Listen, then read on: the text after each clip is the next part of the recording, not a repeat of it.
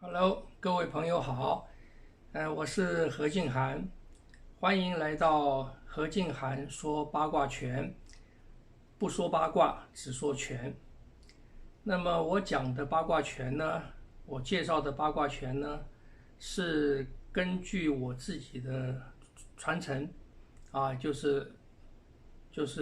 我师父是宫保斋老师，然后师爷是宫保田祖师，然后在上面是引福祖师，然后再就是这个东海川祖师我讲的只是我在这一脉学到的东西，所以跟其他的没有关啊。那么这里做一个声明，呃，如有雷同，纯属巧合；如有不同也是巧合所以，在我开始介绍八卦拳之前我们要知道，八卦拳是中国武术的一个门派。那么，中国武术是什么啊？中国武术上面加一个中国，当然是跟它的中国的文化这个权益跟它的文化跟这个生活在这个土地上面人民的生活方式他们遭遇到的状况，他们面临到的问题是有关的那他们提出一个解决的办法那这个东西呢，形成了一派一派。中国武术里面有很多的门派比方大家知道的太极拳八卦拳螳螂拳少林拳等等等等的，相当多那么这是一个中国武术的大家庭里面的各自不同的大家提出面对他的生活困难，提出解决方式提出不同的解决方式这个是中国武术。当然，因为中国文化里面源远流长的，比方讲是道家的文化，阴阳五行等等，这些东西是深根于，不管你有没有念过书是深根于这个每一个人的血液里的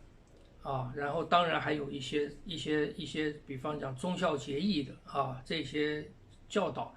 为人处事的一些原则所以武术是中国武术，传统武术它是一个自然发展而成的一门学问。所以如果它是自然发展而成的，那么在发展的过程当中，它当然是吸收了不同时代的人它不同的特色，跟不同时代的人他面临到的不同的挑战所提出的解决方式那么当我们说一个武术的时候呢，表示是什么？表示说这个门派的东西，这个东西它已经形成了一个教学系统的就它可以是传承的，而不是比方讲这个路上人随便的打架或者我们讲草莽时代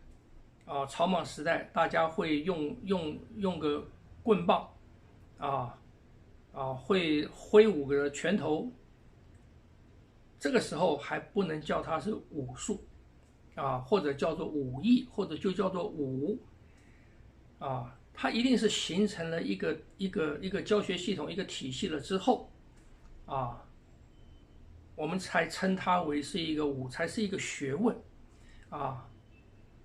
就好像我们学各种的技艺比方学美术，学音乐你就算学个钢琴、小提琴，它也有不同的教学系统，形成它的流派那么一个学问拿到学校里面去教从小学一直到大学研究所，它也一定是形成了一套教学系统啊，它在学校里面才可以成为一个系一个科。中国武术也是一样的啊。那么中国武术是在什么时候形成了有一个教学体系呢？啊，这个是实际上没有文字的记载的啊，因为长久以来有人说是这个重文轻武嘛，啊，武的东西啊很少去记录的。比方讲，我们知道的历史上的很多人啊，文武合一的啊，或者就算是一个武将好了，比方讲岳飞啊，岳飞，我们有知道他的师傅好像是周同，可是他学的是什么啊？周同教他什么然后呢，我们历史里面很多的这些名将，他们的传承到底是什么？怎么教出来的？诸葛亮这个人是怎么被教出来的？比方讲，三国里面有名的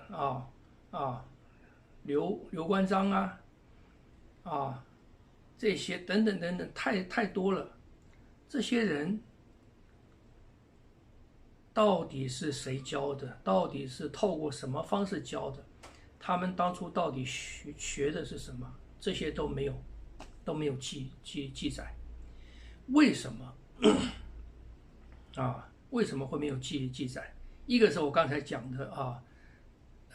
重文轻武嘛。那第二个呢，我觉得更大的原因是武这个东西啊，从周朝开始，周朝开始，周朝那个时候，周朝以前是贵族才可以受教育的这个现象不是中国这个样子。你看欧洲的贵族，日本的贵族等等，当时受教育是很奢侈的事情。那什么人要受教育？就是统治阶级在那个城邦的时代统治阶级要受教育。那统治阶级要受什么教育呢？文武合一的教育。不是中国才如此，欧洲也是如此。你看日本也是这个样子你看德川家康传，他是从小一开始的训练是武中国文武合一的教育也是这个样子的。文武的学问先学什么？先练武。为什么要先练武因为武是有关于如何去建构，如何去强化一个人的身心能力的。武的目的是在这边他为什么要强化他的身心能力？因为当时的一个领导人，他还负责，他最大的责任是什么？保护城邦遇到有外敌侵入了，他是要去领兵打仗的。回来以后，他要能够去治理这个城邦或者这个国家所以他必须要文武合一而最重要的是武，因为武的这个东西是从小要跟着身体的成长而去练起来的所以这个是第一个要学的这个孩子我是一个王我是一个贵族，我的孩子生下来，他准备要接我的职务，所以我从他可以训练，从什么时候呢？基本上从生下来就开始了给他做身体的调理给他做一些寒暑的一些训练然后慢慢他可以活动了，慢慢教骑马教射箭锻炼体魄所以一个人是先习武。那文是什么？文我们知道文就是文本来的字义是比方讲画在墙上的这个画，写在纸上的字，这个叫文，所以它是一个文饰的东西，从外面加上去的东西，这个是文。所以我们学读书啊，写字啊，学一个记忆啊，这个是从外面加到我们身心上面的东西，这个叫做文。所以简单的讲，武是练一个人的本质，去强化一个人的本质，锻炼一个人的本质。文是在这个本质之上，去学习的一种外用的、外显的一种技能，所以当然是先习武，后习文。所以后来大部分的文武合一的人，或者所谓的士人，他的表现出来的是文。那武对他们来讲是一种基础教育，如果他后面不当武将的话，因为比方讲很多人，比方讲我们知道颜真卿书法大家，实际上他也是文武合一的，后来他以书法名，所以武这个东西呢，是一种当时贵族阶层的基础教育，一般呢都不提的，比方现在的人，你已经是功成名就了，功成名就了，你就很少会去提你这个当初受的什么教育你的小学中学什么比较少去提了所以文武人受的教育，文武合一的教育，它的层次是如此的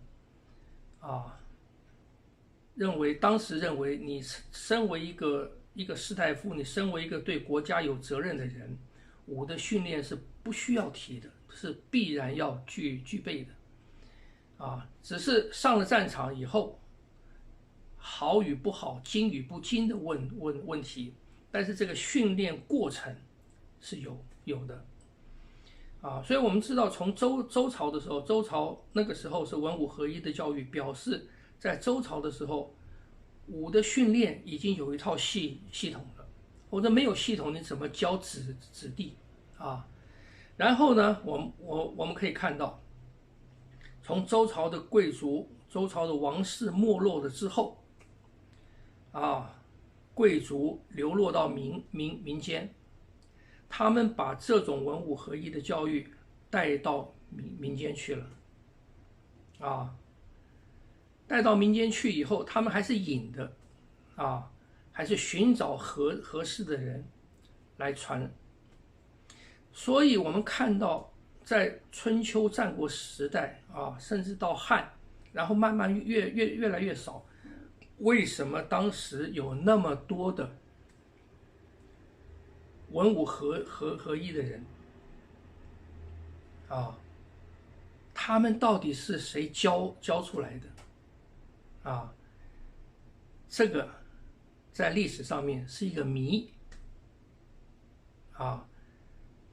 完全没有详细的记载，可是大家不禁要怀疑，而没有人去追究这些人怎么回事民间出来给他一个责任，当将军的责任，他就能当将军当元帅他就能当元帅，去当一个县令也做一个很好的县令，当一个宰相也可以当一个宰相，完全不知道他的养成教育是什么，这不是很值得探究吗？这个就是我们这些东西在我们习武的过程里面我们会一一发现的这就是武术很有趣的地方我们今天第一集先谈到这里，谢谢大家。